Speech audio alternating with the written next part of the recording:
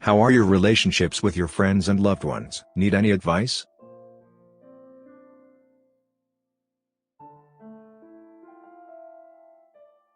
What do I do after my failed proposal? My girlfriend rejected my proposal, and it resulted in a huge argument where she slapped me. I'm not sure where to go from here. My girlfriend is 27, and I am 36. Okay, so basically we've been together for nearly 2 years now and we're pretty serious. We have been on holiday together. She stays at my house most nights and she's met my family and they love her a lot. I've never met her family. They don't know I exist. They think she's single. I'm a white British guy, and she's a Pakistani British woman. And she's from a Muslim background. Basically, even though she's nominally Muslim, she hardly practices the religion at all. She doesn't eat pork and vaguely tries to follow Ramadan and celebrate Eid. But she hardly prays, doesn't wear Islamic dress, drinks, smokes joints, has sex, etc. Which doesn't bother me because I'm not religious at all. I decided I love her so much. I proposed to her on Valentine's Day. She was so stunned she broke down in tears. She said she needed time to think about it. So yesterday she says she's thought about it and as much as she loves me, she can't marry me. Basically she says because of our backgrounds her family would never accept me. On top of not being a Muslim, I'm a different race, divorced, have a child, that I don't have custody of, and tattooed. They'd vaguely accept me if I was a Muslim. But I'm an atheist and don't think I should convert if I don't believe in the religion. They've apparently been putting a lot of pressure on her to get married and have even talked about an arranged marriage. I say I think she could just put her foot down, tell them about us and take the consequences. She was mortified, and said she could lose her family, and they'd be shunned by the community. She said like, you're not good enough for them to marry me. I was really pissed off and said something like, so I'm good enough to get pissed and high with and do you up the bum, but not good enough to marry. I guess that was a red flag to a bull, so she slapped me hard and screamed at me to F off and stormed out. We haven't spoken all day. We never argue ever. But this one was bad. I don't know what to say. I love her so much and I know she loves me, but I don't know if we can go ahead. I've committed to her in every way I can, but it doesn't feel 100% reciprocated. Can we come back from this? Update. Okay. So one piece of advice I got really stuck with me, basically saying that if she really loves me and wanted a future she'd stand up for me, which I appreciated. So after I read that, I rang her. She straight away apologized for slapping me and said that was out of line no matter what I said. I said as much as I appreciate the apology, that's the last time she ever puts her hands on me. If she does it again we're over. I basically said then that it's make or break. I said if she loves me as much as she claims then no matter how hard it would be, she'd stand up for me and show me off to her family and write for me, and if they didn't accept me then she's got me. I said that I won't speak to her again unless she womans up and comes clean with them. I won't accept any less. She went so quiet for ages, then went okay, I've got it. I know what I have to do. Love ya, and hung up. God knows what she meant, but if she decides her family and culture are more important then I suppose I won't hear from her again. If she decides it's me she wants I will, but I won't be screwed around. DLDR. Had proposal turned down by girlfriend on the grounds of culture and religion and we argued so badly she slapped me. Can we come back from here? Update. I wasn't expecting to hear from her again. So, I logged onto my Instagram and Facebook the next morning and she's gone public with our relationship, like sharing pictures of us together, changing her relationship status to in a relationship and really showing us off. We weren't linked in social media before because her family was on her, so this was a massive thing. I tried to touch bases with her, but I couldn't get a hold of her. So basically yesterday, I got home from work and she was in my house waiting for me. She had a black eye, thick/split lip and her fingers were all swollen on one hand. Basically, after she went public her family demanded she go around that night to explain herself. So she did and she explained it like a grilling. She said they were asking her about me, and basically talking crap about me when she gave them details. So she defended me and told them she was in love and wanted to marry me. Apparently her brother got so incensed, punched her a few times in the face and in trying to escape her hands got trapped in the door so he slammed it on her fingers. I took her to the hospital and she's got medical treatment. She's now staying with me. I'm not having her go back to them again. She's apologized to me so much for how we spoke last. I heard her crying herself to sleep last night, so I've tried to be there for her. She said she doesn't want to report them or pursue criminal charges, and she never wants to see them again. I feel so guilty. I mean, yeah, I did want her to stand up for me and herself, but I didn't want her to get injured. But we're together now. Update. So we've just talked. And she's decided she does want to report it to the police after all. I think it was after I've been talking on here and done my bit of research on the internet and looked at all the stories where people have got killed for being in our situation. We're also looking into several of the local domestic abuse resources in our area so she can get some support for what she's been through. Then, basically we rang the police and they came around to take a statement. They're taking it extremely seriously and are hooking us up with someone who can help with these sorts of issues. So sorry, I'm so tired I can't remember the name of them. We're going to try and go to get her stuff from her parents with a police escort later, which as you can imagine she's really nervous about. TLDR, girlfriend came public with us, got abused by her family and she's now with me. Should I run away on our honeymoon? Not from my husband. My husband and I are on our honeymoon. His parents gifted us a week in an all-inclusive hotel at no cost to us as a wedding gift, and we were really grateful. On arriving we found out that they'd also booked a room at this hotel for themselves for the whole week and want to do group things. Outside of this, we see them maybe 2 or 3 times a year for a couple days at a time as he finds them a bit overbearing at times and they don't really like me. It's not like they're in the room next door or anything and we can still do stuff in our room alone. But they knock on our door regularly, waking us up at 6 a.m., making us get all 3 meals a day with them. We've tried telling them we wanted alone time for our honeymoon and they shrugged us off saying that's what our room is for. We also tried faking illness to get out of eating with them and they just got room service to our room and sat with us while we faked stomach aches. My husband snapped earlier and said this whole thing was way over the line and they had no right intruding on our honeymoon of all things. And they told us that they paid for this whole thing and that as adults we're allowed to take holidays at the same time to the same place.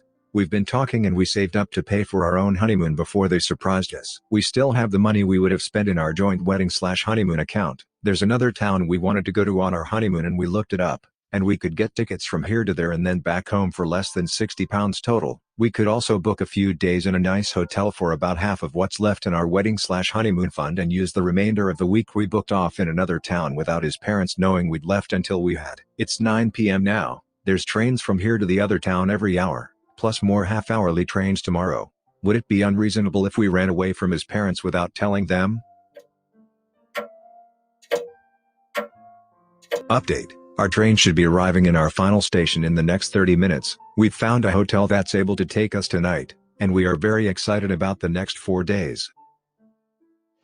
I no longer want a relationship with my parents. They cut me off. Am I being unreasonable? I'm a student. My parents make enough money that when I went through student finance to get my maintenance loan I was told I could only get the minimum, just over $3,000 a year, because finance is calculated from what your parents earn and there's an assumption that your parents will help you out. I'm on a high-intensity course and I wasn't sure how I'd be able to balance studying and schooling, so when I found out I was going to get minimum I told my parents I wanted to either take the coming year to save up, and then go to my first choice university a year later than planned, or go to my second choice now because I wouldn't be able to afford to live in the city my first choice is in.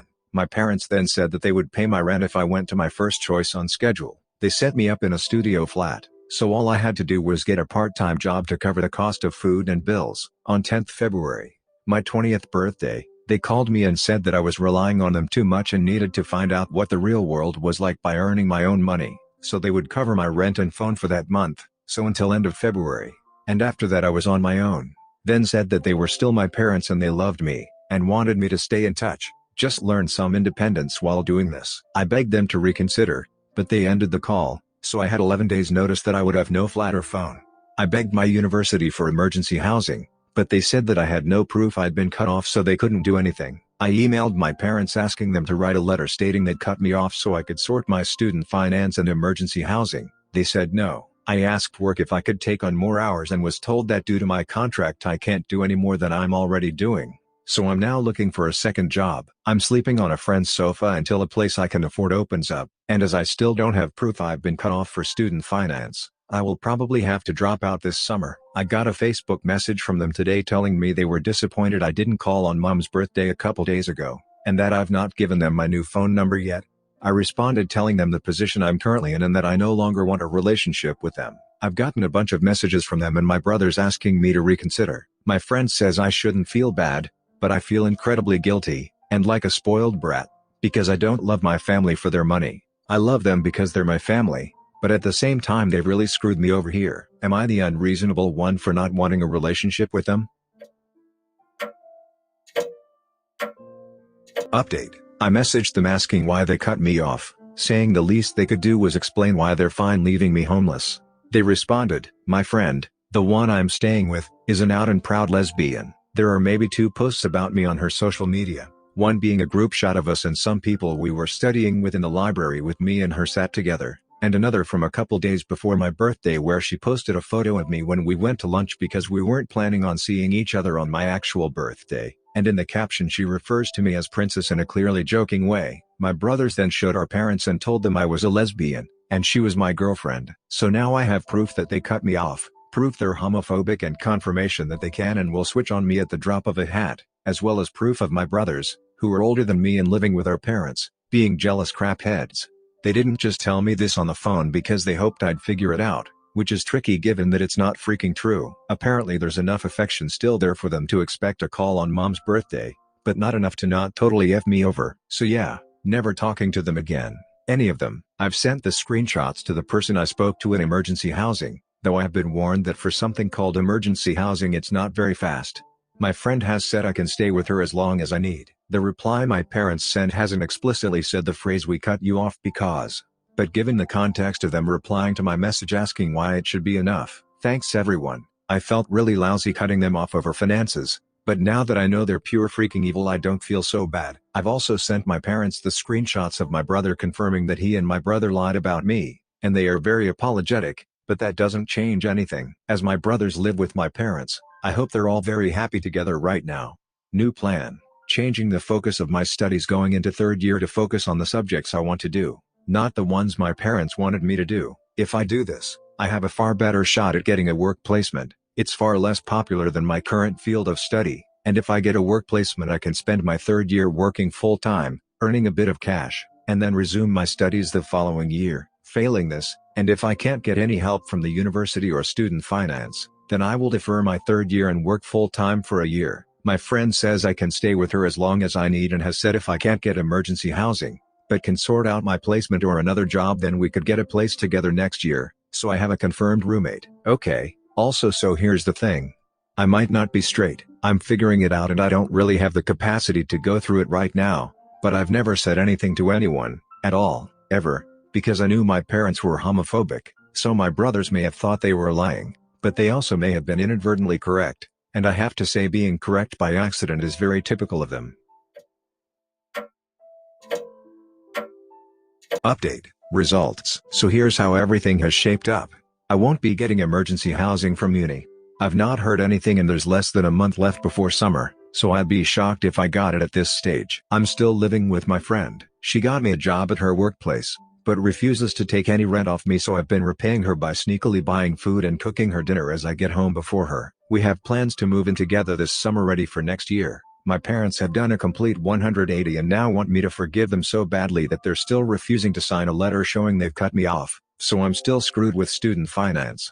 My parents have also offered me my truck back, so me, my roommate, and 2 more friends will be going to my parents' house sometime soon to collect my truck and some things from my room. My tutor has written a letter for me for student finance which they might accept, but I'm waiting to hear back. My course changes were approved, so now I'm doing what I want, not what my parents want, and it looks like I got my work placement, so I'll be either working and studying part-time for 2 years or working all next year and finishing studies the year after. Either way I'll be adding an extra year to my course, but I get paid and get relevant experience in my field. Ultimately, everything seems to have worked out as well as it could.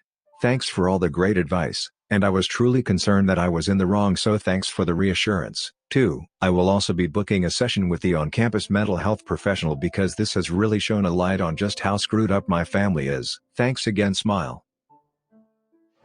Would I be unreasonable if I cancel my sister's wedding? It was my wedding first. I was meant to get married on the 7th of February, which was mine and my ex-fiance's anniversary. We ended the engagement shortly after the new year because he cheated on me. The wedding was initially planned with just my money, but was very low-key, and my parents asked if they could put up some additional money to make the whole thing a bit bigger. By the end, about 60% of the wedding was paid for by me and 40% my parents' contribution. My ex and I had agreed that I would pay for the wedding while he covered the honeymoon. My ex left me to deal with canceling the wedding as his money wasn't involved, and I turned to my mother and sister for help because I didn't have the mental or emotional capacity to call vendors and venues and whatever else and cancel everything. My sister is engaged, and helped me with a lot of wedding planning. Next thing I know, My mother and sister are asking me if I wouldn't mind my sister just taking my wedding, every part of it, from the venue to the cake, and everything in between. The sole difference will be the wedding dress, and even then she said if she can't buy off the rack she might have to get mine tailored to fit her instead. I called off my engagement less than 3 weeks ago. I am a freaking mess. I reached out to my family to help me cancel the wedding, and my sister is planning to take it over instead. My sister has rung round our family explaining that she's taking over before she told me this. They are all attending. Her fiancé has contacted his family and given them the date he will be getting married. I found all this out today. She asked me if I was okay with this, like she hadn't already arranged everything. I told her to go F herself. I have until the 23rd to cancel things and get the money back. There's a couple of things where I won't get money back at this stage, but over 2/3 of it is still refundable. The money will be refunded to the card it was paid by, so both me and my parents will get the correct amounts back. Everything is shut right now, but it's the 21st tomorrow. As I've not been in contact with these companies and it's my name on all the contracts, I have full power over this wedding. My sister said she'd pay me back eventually, but knowing her I'll never see that money again. Wibta if I rung round everything and cancelled?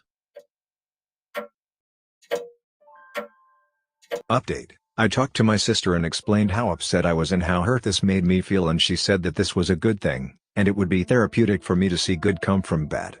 I said that is really not what it's feeling like on my end, and to me it feels like I got cheated on a month before my wedding, and my sister said she would cancel everything for me and then decided to get married in my dress in the venue my ex and I picked out together on my anniversary date. And this did not feel good. I said if she wanted to buy the wedding off me then I needed payment in full for my 60% by the 23rd, and I wanted to switch out our names on the contracts. She said she was hoping for closer to a payment plan, where she paid me back 50% of the 60% I put down in monthly installments over the next 10 months. She wanted to pay me back 5% per month for 10 months, and I still wouldn't get all my money back.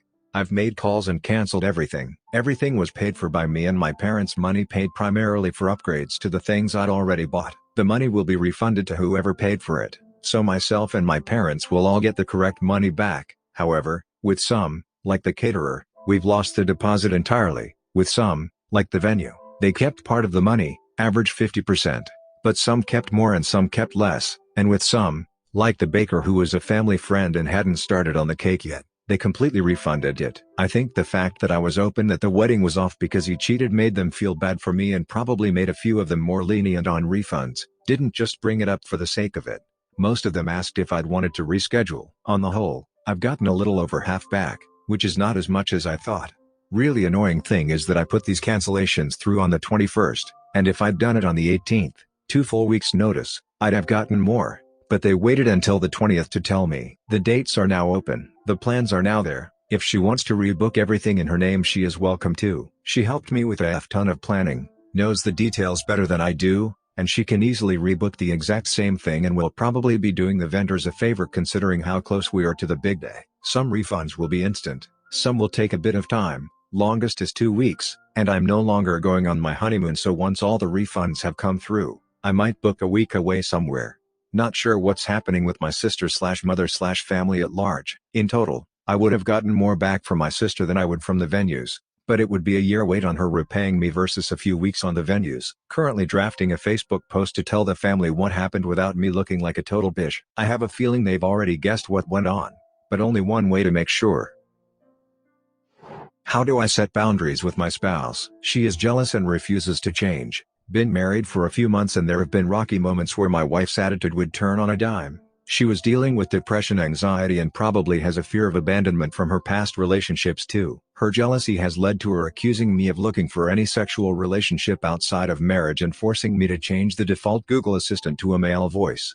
The past few days ago she saw a friend's suggestion on Facebook and flipped out saying I was searching for her because she was a past ex or romantic interest. The Facebook suggestion turned out to be an old group partner for a 4-person project from undergrad. This is not the first time that she accused me of seeing or lusting after someone else. She also accused me of going after someone at work, one of my trainers. It has come to the point that I avoid bringing up certain topics to avoid her going into an angry fit.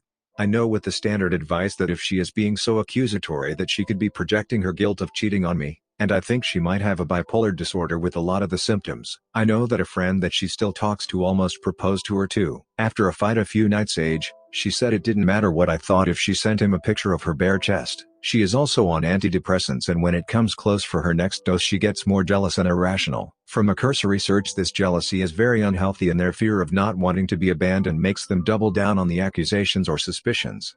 For the past few months she has been throwing out the threat of leaving me or divorce so often that when she says it now it doesn't hurt at all. When I told her one time to leave, she doubled down on me coming home to make up. I don't have much experience in relationships where there is a difficult mental health issue such as bipolar. I've unsuccessfully tried to set boundaries before, but she scoffs at them. I feel sorry for the things she had to go through and only want the best. But it feels like in this marriage I have given 90% in making things happen, and she has been coasting in the background, smoking, drinking, and not focusing on helping out financially. I'm not allowed to go out for friends, my time away is constantly questioned, and my opinions and interests are disregarded when she just wants me nearby. I don't know what I can salvage, but I'm looking for advice on how to give reasonable expectations to a person when they are being unreasonable. TLDR, how can I set healthy boundaries with a spouse with a mental health condition? Update. Brief recap. Wife was extremely jealous one night and said I had wandering eyes when I can barely see without my glasses that she broke. Ended up sending me to the ER and she was arrested. She is concerned about what I need to do to correct her predicament when she was the one that threw the blows. Today was one of the pre-trial court hearings. She was upset all night last night, saying it was my fault that she was in this situation of a felony for assaulting me and that her stress was all of my fault. She scoffed at the deal that the state was offering, saying it was a death sentence for her career and our marriage.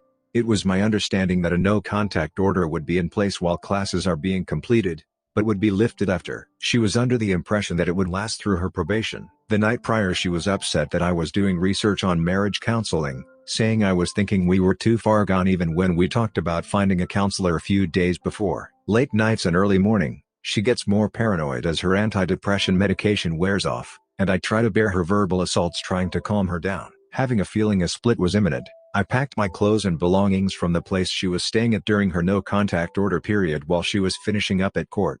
When she got out, we had another argument about what she said I needed to do to fix her situation, saying I need to spend more money on 2 apartments so she isn't stuck with her friend. Again, to put her jealousy into perspective, she was so uncomfortable with me having the default female Google Assistant that she demanded I change it to a male voice. Also, she says I have wandering eyes, accusing me of checking out any woman that is anywhere and constantly questioning me if I am cheating on her. She has no respect for the privacy of my phone and searches through it, deleting so past evidence of her jealousy, breaking my glasses, and refuses me to search through her own phone, trying to point out the one-sidedness of her actions. When I called her out on her jealousy of the default Google voice, she demanded that I leave, that I had no respect for her friend's house and that I had no place to argue there.